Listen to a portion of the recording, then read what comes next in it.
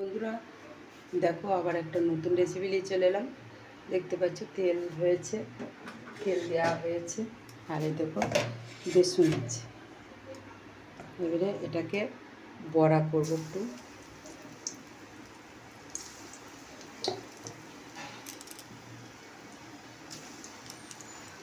তো দেখো বন্ধুরা দেওয়া হয়ে গেছে, দেখতে পাচ্ছ। আর এখানে দেখো কড়াইয়ে তেল রয়েছে, আর এখানে দেখো পটল কাটাকে এবার আমি ভেজে নেবো। দেখো পটলটা দেওয়া হয়ে গেছে। তো দেখো বন্ধুরা পটলটা একটু ভাজা ভাজা হয়েছে, এবার আলুটাও এখানে একটু নেড়ে নিয়ে ভেজে নেবো। আর এদিকে দেখো আমার বেশি বড়াটা কিন্তু হয়ে গেছে, দেখতে পাচ্ছি হয়ে গেছে। এবার তুলে নেবো। দেখতে পাচ্ছ তেল খানিকটা ঢেলে নিয়েছি, বাটিটা আছে। দেখো সেখানে 5 আর 3 লঙ্কা দিয়ে দেওয়া হয়েছে। বেসনে বড়াটা তুলে নিয়ে 3 লঙ্কা দেওয়া হয়েছে। আর এটাকে আমরা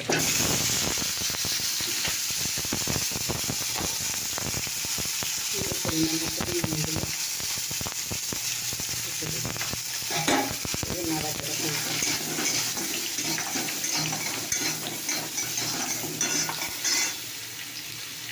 দেখো বন্ধুরা আমি নাড়া হয়ে গেছে, জল দিয়ে দিলাম। এবার মিষ্টি দেবো।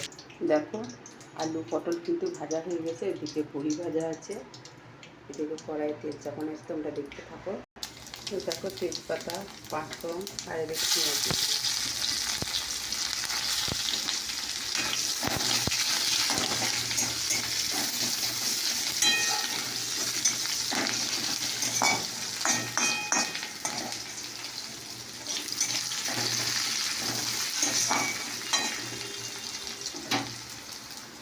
দেখো এদিকে আদা রসুন পেঁয়াজ কষা আছে, দিয়ে দিলাম।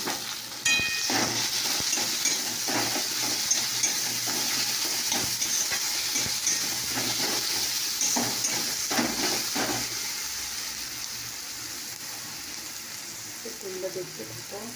এটাতে হলুদ দিলাম, লঙ্কার গুঁড়ো দিলাম, জিরে গুঁড়ো দিলাম,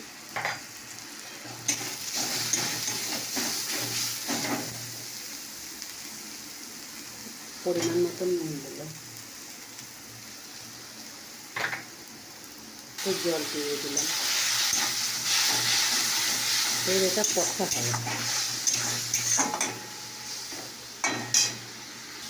দেখো মশলা কষা হয়েছে, এবারে পটল আলু কষাটা দিয়ে দিলাম। এরপরে জল দিয়ে দেবো। তো দেখো জল দিয়ে দেওয়া হয়েছে, ওকে চাপা দিয়ে দেবো। তাই দেখো কষা কিন্তু হচ্ছে, এখানে চিনি দিয়ে দেওয়া হয়েছে। দেখো চাটনিটা আমার হয়ে গেছে। তো দেখো ঝোল হচ্ছে, এই বেসনের বড়া কাটা আমি দিয়ে দিলাম। একটা রসার মতো হয়ে গেল, দেখতে পাচ্ছি। এবার একটু ফুটলেই নামিয়ে দেবো, কারণ এই রেসিপিটা তো আমার হয়েই গেছে। একটু ফুটলেই আমি অফ করে দেবো। তো চলো বন্ধুরা দেখি।